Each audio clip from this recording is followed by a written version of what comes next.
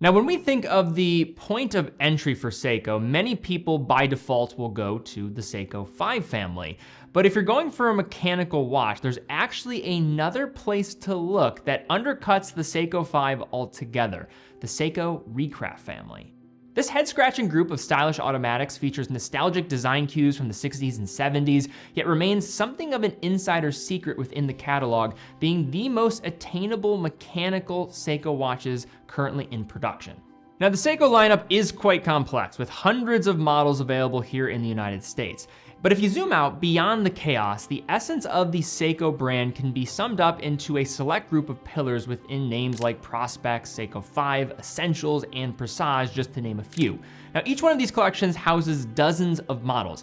There is an exception, a collection known as the Recraft series. Introduced a little over a decade ago in 2014, the Recraft ordered a vintage-inspired aesthetic at a great price point. Now fast forward to today's landscape, they represent the most attainable Seikos powered by automatic calibers in the current catalog, as they are the only current production Seikos available to international audiences using the former generation 7S26 calibers. Specific variants have come and gone from the catalog, with the collection now comprising only 4 references. Yes, 4 references, that is it.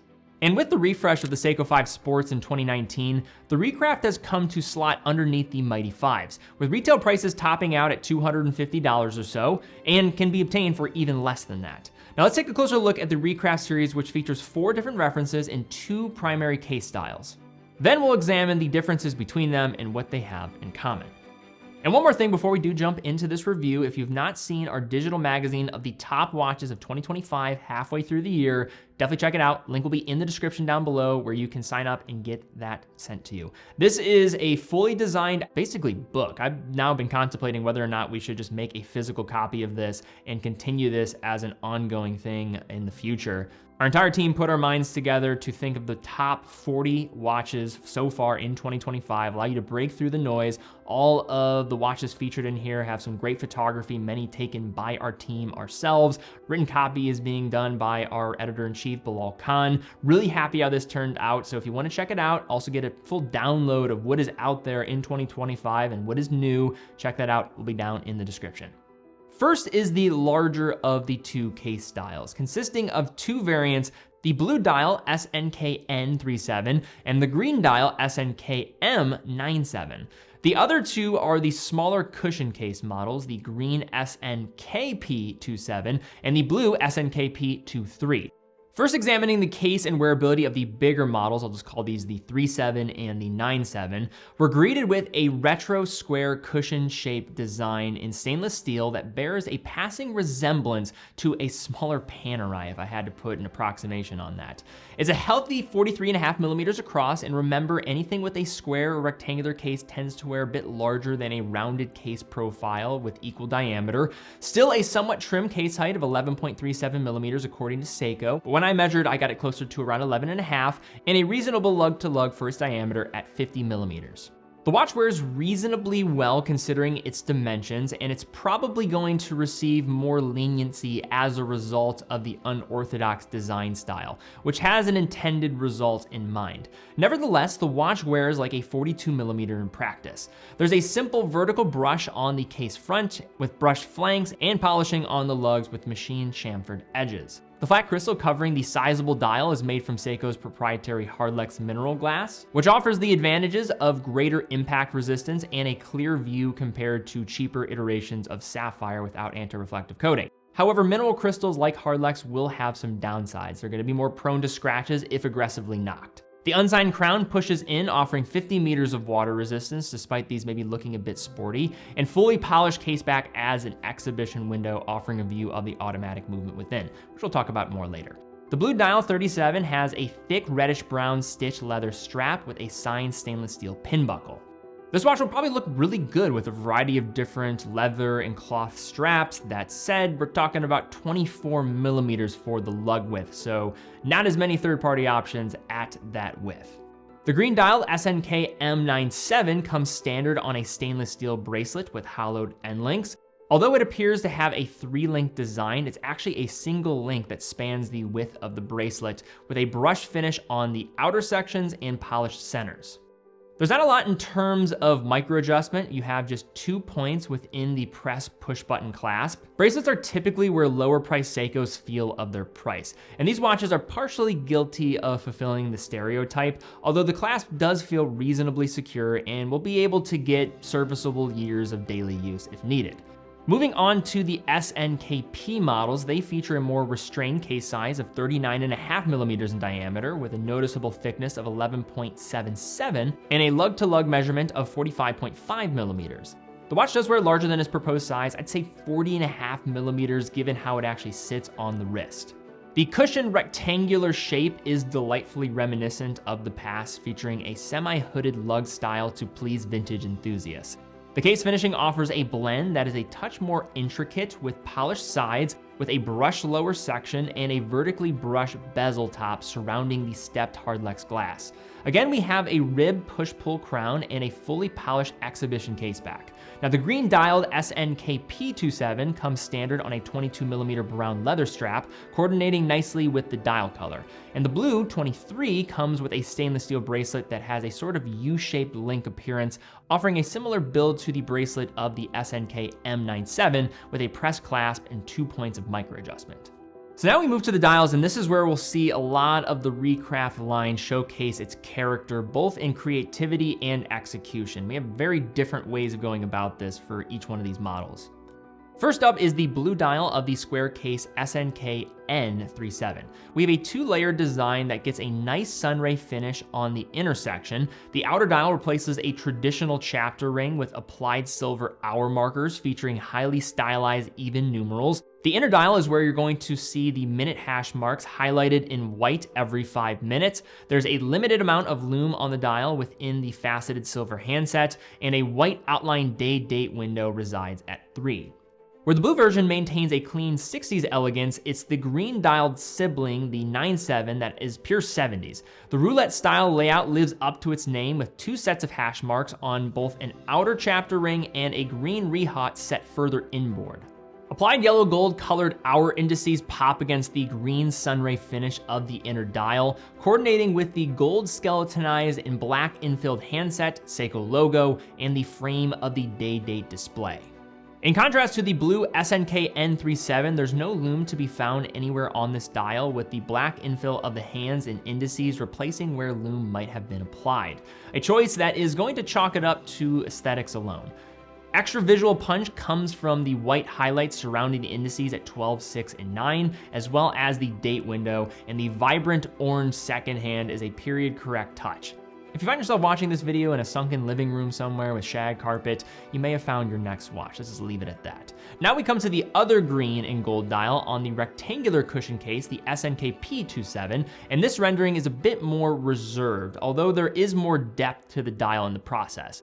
We're again presented with an attractive emerald green sunray center with a radial pattern bursting away from the minute hash marks.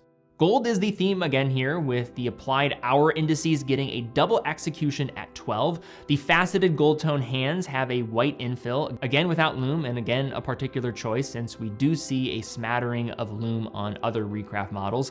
The day-date display at 3 features a substantial gold frame, adding a touch of upscale elegance to a watch retailing well under $300. And finally, we arrive at the SNKP27 sibling, the blue-dialed SNKP23, which follows the dial format of its green and gold compatriot, but forgoes the warm tones of the 70s for a cool blue vibe. Now, this is probably going to be the more appealing blue dial in the Recraft lineup for everyday use, featuring a handsome inner dial that fades from vibrant blue to black, seamlessly transitioning to the outer dial and its radial pattern emanating from the minute track. The hour indices are again applied, this time in silver tone that complements the black nicely and matches the frame day-date window. The second hand provides a colorful jolt of orange, and we see the white infill on the silver tone hour and minute hands, but there's no lume to be found, nor on the white dots adjacent to the hour indices. Finally, we get to the movement in the Recraft series, and this is the reason that the retail prices slot below that of the modern Seiko 5 sports models. The Recraft series is positioned at the point that bridges two eras of Seiko movements. You have the 7S and the 4.3 calibers. Within the Recraft line, we're presented with the previous generation of Seiko's mass market automatic movements, the 7S26, which made its debut back in 1996, replacing the earlier Seiko movements such as the caliber 7002. The 7S26 is one of the most proven Seiko calibers of all time. The common description of these movements is workhorse, and I think it's worthy of that title. It's powered countless variants within the previous generation of Seiko 5s and can even be found in many entry-level Seiko automatics, including the scores of the legacy divers such as the venerable SKX models. The 7S26 runs at 3 Hz or 21,600 vibrations per hour, has 21 joules, offers DiaShock shock protection, has an Editorial style regulator if you do want to give it a go and try to fine tune these, and has an approximate 41-hour power reserve. Accuracy is listed to -35 to +45 seconds per day, so pretty wide range, but anecdotally, I have found these to be conservative parameters, with all 4 of these running within those parameters when we ran tests across 5 different positions. Other features include magnetic resistance to 4,800 amperes per meter, equal to 60 Gauss, and these still utilize Seiko's highly efficient bidirectional magic lever winding system. Now, to get these rolling, you have to give them a good shake, and that's where that magic lever comes in handy, which brings us to the main difference between the 7S26 compared to the 4R calibers that were released afterwards. The 7S26 lacks both hand winding and hacking, 2 features that collectors had long requested and that Seiko eventually implemented when the 4R36 debuted in 2011 along with the 4R35. And while both of these features are nice to have, at the point of entry for the Recraft series, you're still getting an in-house caliber in an automatic watch for around $200 in today's market.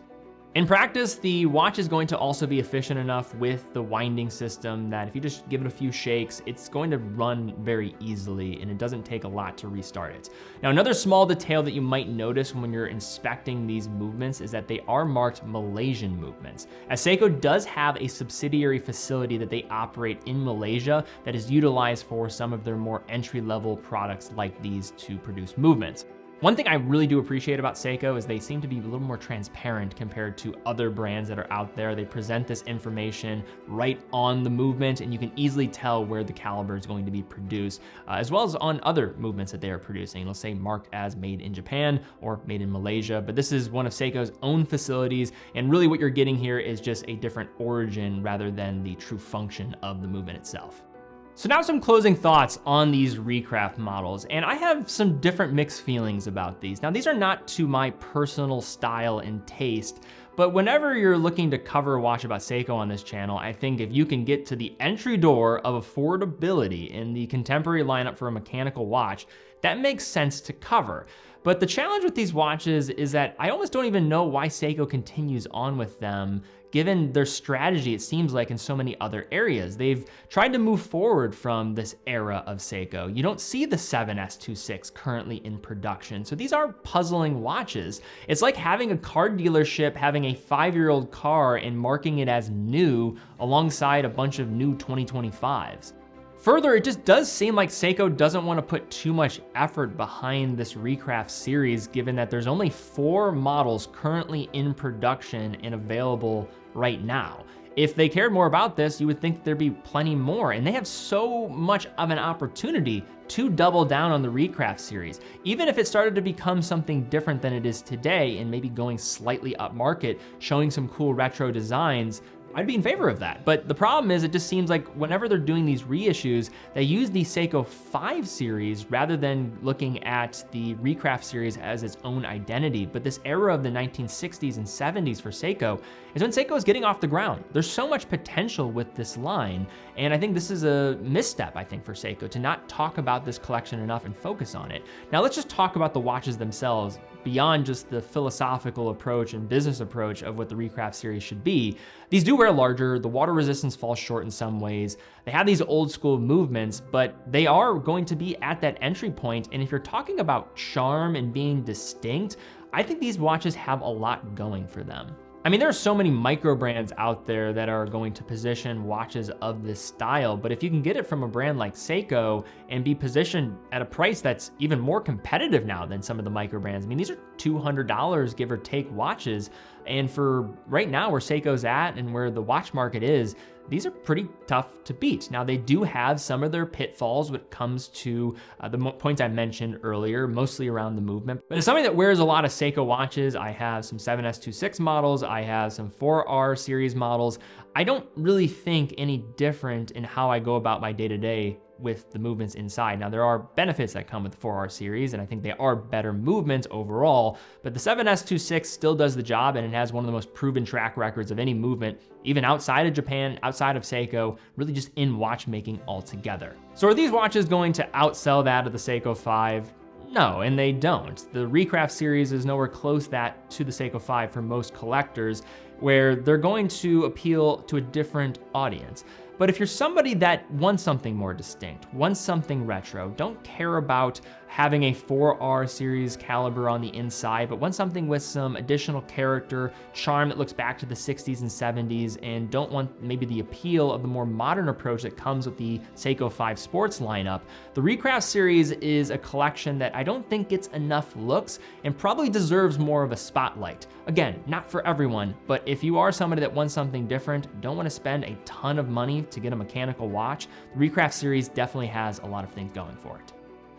But all right, guys, that is my video here today looking at the Seiko Recraft series. Again, a bit of a strange lineup of watches. I don't know what the future of the Seiko Recraft series is, but I wanted to just talk about these a bit more because nobody really does talk about these in 2025. And I think if you're looking at the contemporary lineup of Seiko, they do currently represent the entry door for mechanical watches in Seiko's lineup today. So what do you think about these watches? Leave some comments down below. I also know there's probably plenty of people out there that are watching this that own these watches or own one of the four. If you do, leave some comments down below about what you think of it, what made you decide on a Recraft model in your collection. If you enjoyed the video, please give this one a thumbs up, subscribe, hit the bell icon. Really do appreciate that. It does help out the channel. Definitely check out Baldassarre.com, full authorized dealer for all the brands that we carry, over 35 brands. Every purchase from our website comes with quick and fast fulfillment, dedicated customer support, and a full factory warranty for all the products that we offer. In addition, if you're ever in the Cleveland, Ohio area, want to check out some watches in our boutique, please do stop in. We'd love to help you out, whether it's in store or online. Allow us to keep doing what we're doing here, and we love what we do. But guys, thank you again so much for watching. Be well, and I will see you all very soon.